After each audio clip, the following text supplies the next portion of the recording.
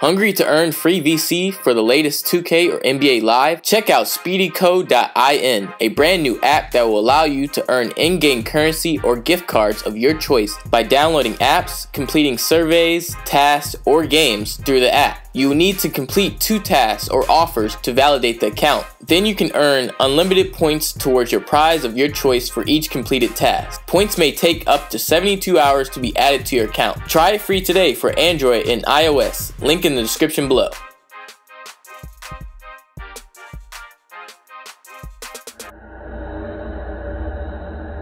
With another Lakers season upcoming, fans got a sneak peek of this year's new Lakers team during this year's Lakers preseason. So in this video, we take a deep dive into Lakers training camp and preseason, break down the Lakers' new additions, impact on the squad, noticeable areas of improvement from returning players, and areas of priority headed into the new season, and 5 takeaways from the Lakers preseason 2018.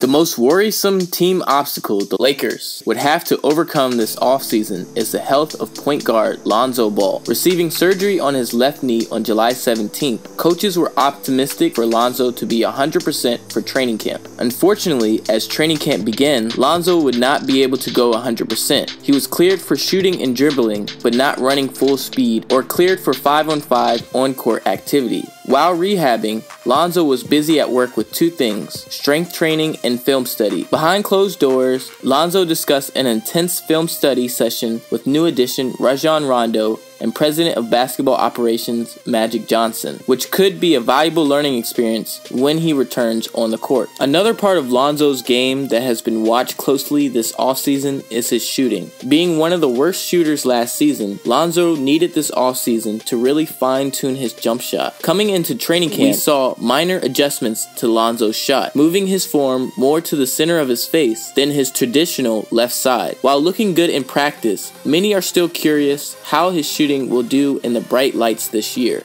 And fans would finally get their first chance to see Lonzo Ball in the bright lights in the Lakers' 5th preseason game against the Warriors. Lonzo would come off the bench, playing a total of 23 minutes, putting in 7 points on 3 of 5 shooting from the field, 4 rebounds, and 2 assists, as he would airball his first 3-point attempt.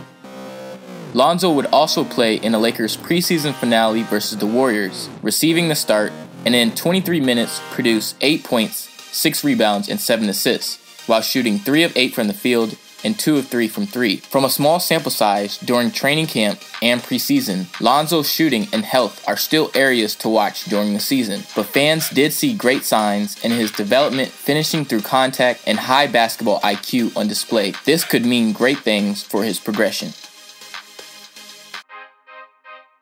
With the signing of LeBron James to the Lakers comes the circus of media attention from one of the most polarizing athletes in the world today. And since that day, there have been many adjustments that have happened on and off the court for the King. During training camp and preseason, fans got a sneak peek as to what potential lineups Coach Luke Walton may put on the floor with LeBron, starting in Game 1 of the preseason against the Denver Nuggets at the power forward position, scoring 9 points, 3 rebounds, and 3 assists in 15 minutes of play in his debut. LeBron would play 1 less minute 2 nights later against the Nuggets, scoring 13 points, 3 rebounds, and 3 assists on an efficient 5 of 6 shooting from the field. 2 nights later, LeBron would take on the Kings, playing only the first half, recording 18 points, 3 rebounds, and 4 assists, while shooting 6 of 10 from the field.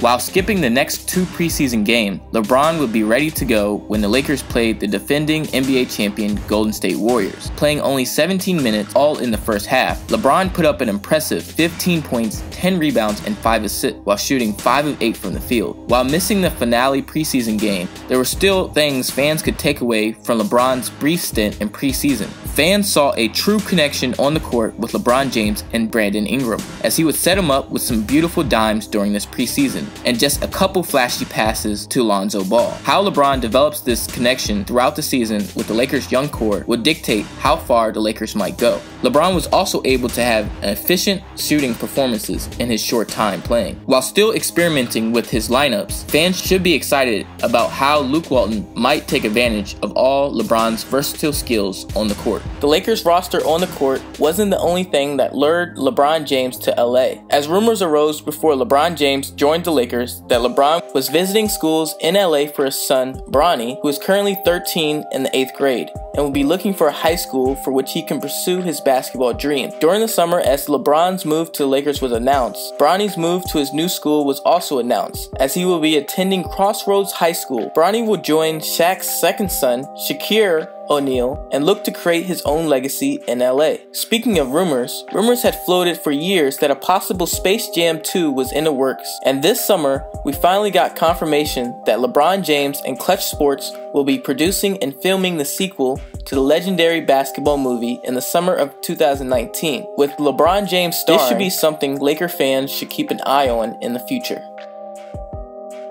LeBron James wasn't the only new addition fans got a look at during this year's training camp, as fans got a look at new faces looking to make an impact on this year's Lakers team. Starting with point guard Rajon Rondo. Players have raved about Rondo on his court IQ already, and his impact was shown immediately this preseason with starts in 4 of the Lakers' 6 preseason games, recording averages of 4 points, 8 assists, 4 rebounds, while shooting 35% from the field and 57% from 3. It may be possible that Rondo starts opening night due to bringing Lonzo Ball along slowly from his injury. This should be something to watch closely for opening night, and the most concerning issues for Rondo headed into the season is his shooting in the paint and ability to avoid silly turnovers. Speaking of starters, the Lakers also saw the first look of new center starter JaVale McGee. In this preseason, McGee would average 10 points, 6 rebounds, and 2.5 turnovers per game, while shooting 63% from the field in the Lakers' 6th preseason game. While strong numbers for McGee in this preseason, there are still areas McGee could improve, such as his defensive intensity. McGee has shown at times that he could be real dangerous with his length, blocking 5 shots in the Lakers' 2nd preseason game versus Denver, but since then has rarely shown any impact on the defensive end. This question may arise during the season, whether McGee will be able to contain some of the best centers in the league and be able to finish out the game. The other 2 veteran additions, Lance Stephenson and Michael Beasley, also made their Lakers appearance during preseason, with Stephenson recording averages of 9 points, 3 assists, and 2 rebounds, while shooting 45% from the field and 12% from 3 in 6 games, even getting a start at shooting guard in the final preseason game of the year. Stephenson showed Laker fans flashes of that Showtime playmaking skill that excite the crowd, but also flashes of that erratic behavior that he's known for, as Stephenson would get ejected in the final preseason game for throwing a punch. Stephenson's emotions will have to be kept in check during the season for the Lakers to get the best out of him. The same can be said for the Lakers' other veteran addition, Michael Beasley, who was also ejected from the Lakers' final preseason game. It was clear that many of the Lakers' new veteran additions haven't found their comfort zone in the offense. When that time comes, fans should be on the lookout for breakout games from these veterans during the season. The rest of the Lakers' returning players also made strong impressions during Lakers training camp and preseason, as fans got to see how the Lakers' returning players are bettering their game during the offseason. The 2nd overall pick in the 2016 draft, Brandon Ingram, made a significant jump in his 2nd year. So this year, fans will be looking for an even bigger jump in his numbers in his 3rd. And in the preseason, fans saw flashes of a dominant Brandon Ingram, averaging 17 points, 5 rebounds, and 1 assist, while shooting 47% from the field and 14% from 3 in his 5 preseason games, missing the final preseason game due to quad soreness. Ingram would have his best performance against the Kings, where Ingram would start at point guard, scoring 31 points, grabbing 9 rebounds, and dishing 3 assists, while shooting an efficient 10 of 15 from the floor. While Ingram had big games, he has also had low moments in the preseason, such as his 4-point, 6 rebound, 5 foul performance in the 2nd preseason game versus the Denver Nuggets. His consistency to stay engaged on the floor on a consistent basis, along with his poor 3-point shooting, will be the most monitored part of Ingram's game during this season. Veteran guard KCP had many hurdles to overcome this offseason, starting with poor shooting performances in the preseason, for which Pope will record 9 points, 1 assist, and 3 rebounds, while shooting 38% from the field and 25% from 3. Starting only 2 of the Lakers' 6 preseason games, Pope missed the last preseason game while receiving treatment on his right knee for tendinitis. His health and shooting consistency will be monitored highly this season.